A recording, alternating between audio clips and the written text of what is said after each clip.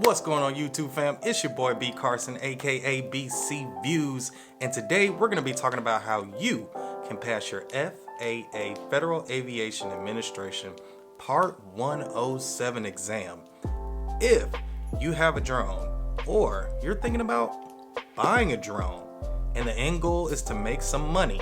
You're going to have to pass this exam, but don't worry, I got some great tips for you. Stay tuned.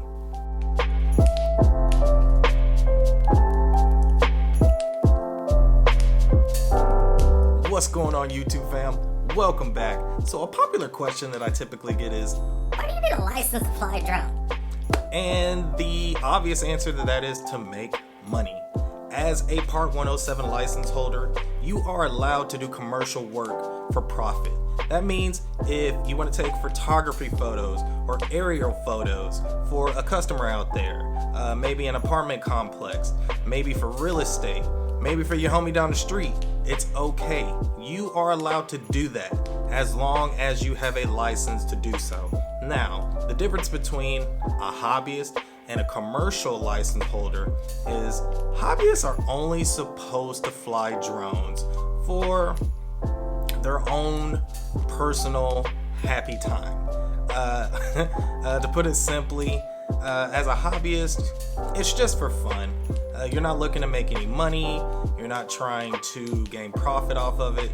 You're just having a good time with something you purchased. Whereas with a commercial Part 107 license, you are able to have fun with it if you want, or you can also go out and take jobs for people that need your services. So if you're on the fence about getting a Part 107 license, it might be helpful to ask yourself these three questions.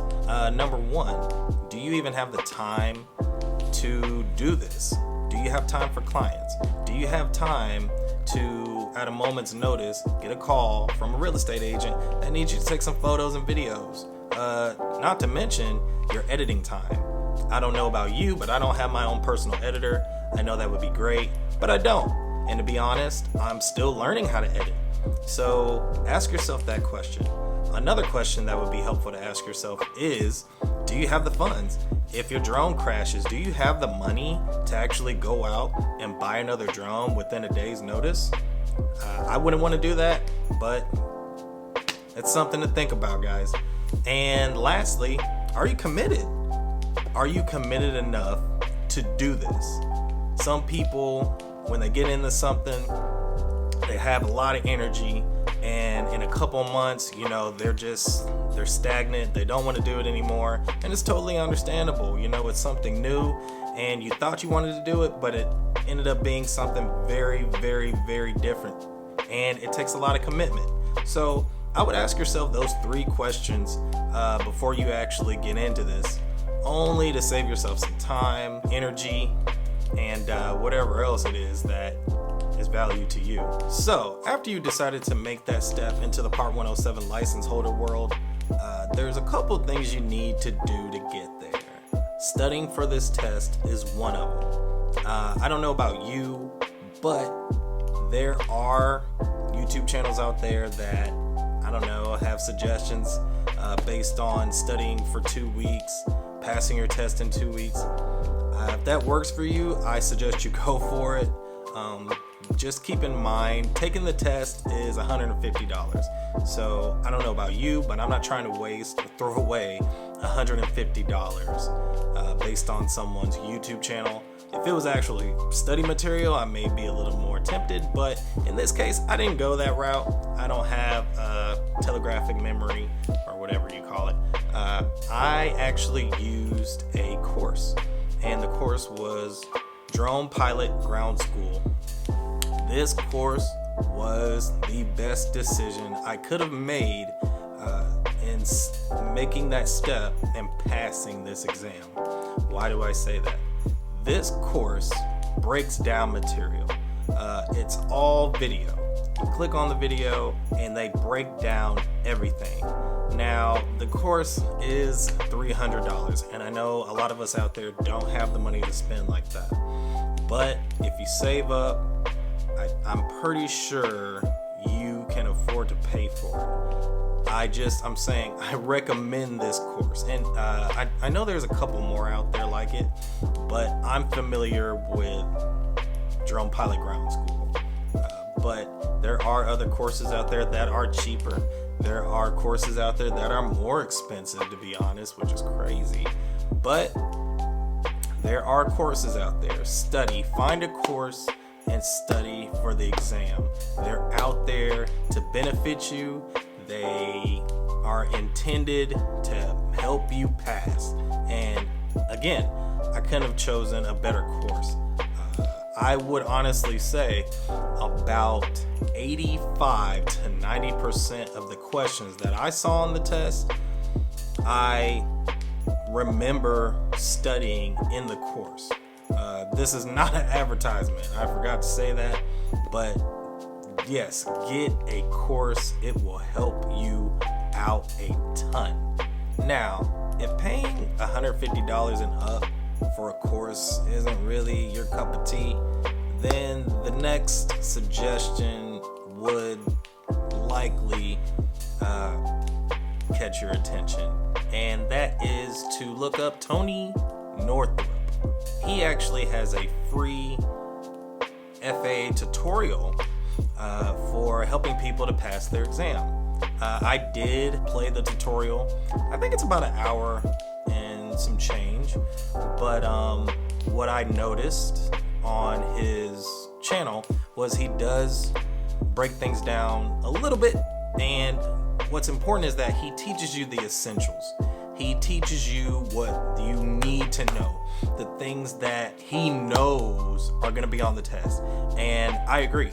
Looking at the video, I definitely realized like, oh, okay, he's banking on the things that he knows you are going to see on the test. And I do agree, he does do a good job of breaking that down really well, looking into the material also. The second suggestion I have for you when it comes to YouTube and sources that you can go to that don't cost you a thing, I would go to a guy by the name of Better B-Roll. He also has a tutorial or FAA exam prep test. He actually goes through 100 questions that may or may not be on the exam. Now, this is 2 hours and some change. And to be honest, I watched the video at least 3 times, including my course study. But it's good for your brain to see questions differently. You could see the same question and get it wrong just because it's worded differently. And I think finding different sources and material that have the same questions, whether they do or not, have the same questions, but they're asking the same question, it really helps you understand what they're asking. Instead of just knowing the question, it's better to understand exactly what they're asking. Again, this video is great. He goes over 100 questions, and he breaks down the material also. He does go into explanation as to, why it's here, why it's there, why is this like this, why is this like that, and so on. I don't want to bore you, but I recommend this video also. It is great study material. Again, if you're not looking to purchase a course or you just don't have the money right now, these 2 options would be your best bet into studying without buying anything. Another good option to study for this exam is an app that I happened to find just surfing on YouTube. It's an app called Prepware Remote Pilot.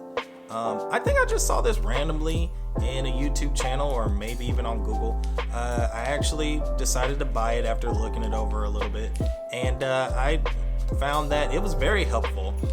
What it is though is just a big app of questions. It goes into each category and it pulls so many questions that you may see on your exam. The great thing about it is it's just practice. I can't tell you how many times every single quiz I went into, I got so many questions wrong, either because I was rushing or I wasn't actually reading through the questions, or I just didn't have a good understanding of what they were asking. But again, it has explanations as to why the answer is this and not this. And I found it very helpful. There would be times I would be at work, working and answering quiz questions just because it's easy. It's so simple.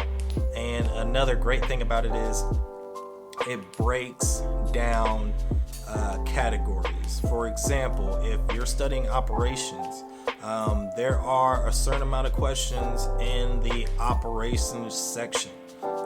Each section had about, I would say a good, over 60 questions for sure.